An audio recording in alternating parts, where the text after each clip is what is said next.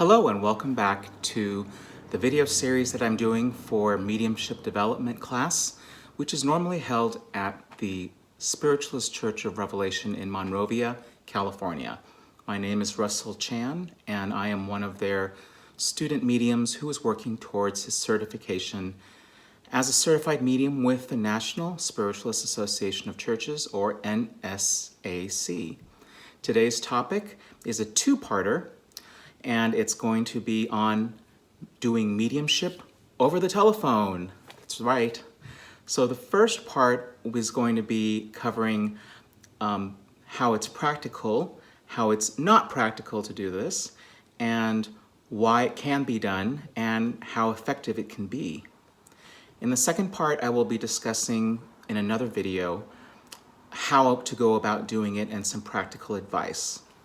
So, first of all, the practical purposes of being able to do a mediumship reading over the phone is that it hones your skills, it can build confidence, which can eventually get you to start doing platform mediumship, which means standing on a platform at a spiritualist church or perhaps on a stage in an auditorium or hall doing demonstrations. How is it not practical to do telephone mediumship? Well, if you have decided to work on getting your certification with the NSAC as a medium, in order to do this, part of the requirement is gathering affidavits. You have to gather so many affidavits within a certain time frame. Those affidavits can only be filled out when you are doing platform public demonstrations. Not only is the affidavit filled out by someone in the congregation or in the audience who was impressed by a message you gave to them from Spirit, each affidavit must be signed by 2 witnesses, and those witnesses have to be any one of either 1, a minister in the spiritualist church, 2, another certified medium with the NSAC, 3, a board member, and or 4, an NSAC missionary. So as you can see, in order to gather these affidavits, doing private one-on-one sessions, whether in person or over the telephone, won't get you those affidavits. But again, doing private one-on-one in the telephone sessions can help you eventually get to platform. How is it even possible that mediumship can be done over the telephone? Just like how is it possible to even do psychic readings over the telephone? Well, as some of my students ought to know by now, spiritual energy is not confined by time and space. So there should not be an issue with this at all. Before I go further into that answer, I'm going to step back a little bit into psychology, basic psychology. Everyone has an ego, and an ego doesn't necessarily have to do with pride.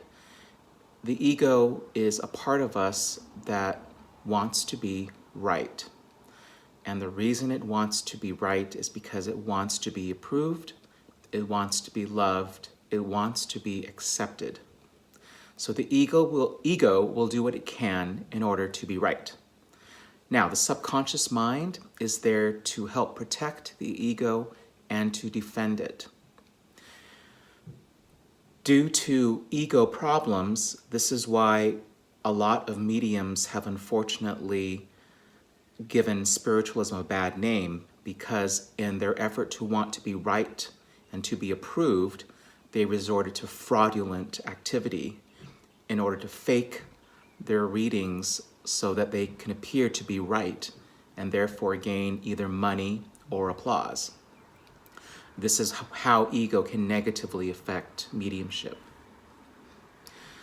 Now, if you are doing a reading for someone and they've come in to see you and they sit down in front of you, I'm not saying that you are resorting to fraud. But what I am saying is it's totally human nature to look at your sitter or client and start to form subconscious judgments and profiling them based upon perhaps socioeconomic and political backgrounds. These could be based upon their hairstyle. It could be based upon what kind of clothing they are wearing. It could be even based on their choice of jewelry. Or perhaps they wear t-shirts with slogans emblazoned across the chest, which are strong opinions. So again, it's very human nature to look at a person and praying subconsciously that you will be able to give a successful reading based upon the judgments you have made by external appearances. So because this is human nature, the fact that you are doing a mediumship session over the phone completely eliminates that whole temptation. So guess what? Now you are stuck with listening to spirit and what they have to say. Think of it as sudden immersion into a foreign language, sink or swim, versus teaching that foreign language using both English and the foreign language. Another reason why telephone readings can be quite successful, it's because the energy of the medium and the energy of the recipient are more free. So think about this. If the medium is doing the reading from a comfortable place like at home or by the swimming pool, think how much less stressful that is than having to fight Los Angeles traffic and looking for a parking space to meet with the client or the sitter. Also, the medium can choose to wear anything they want. They could be in their favorite pajamas, for example. And this goes the same for the recipient as well. They don't have to fight traffic and look for parking spaces. They can be in the comfort of their own home. And sometimes some sitters are a little nervous or have a little anxiety about meeting a medium in person. If you decide to do readings over the phone, some cell phones have the opportunity to do video conferencing.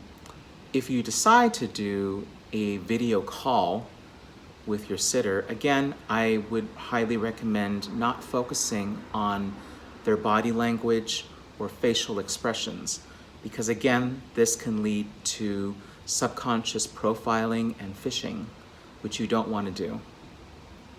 So, thank you very much for watching this video.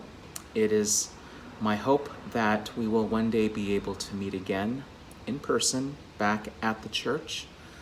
And I hope that everyone is healthy. And I will see you in the next video, which will be part 2 of doing readings by telephone. Peace and blessings to all of you.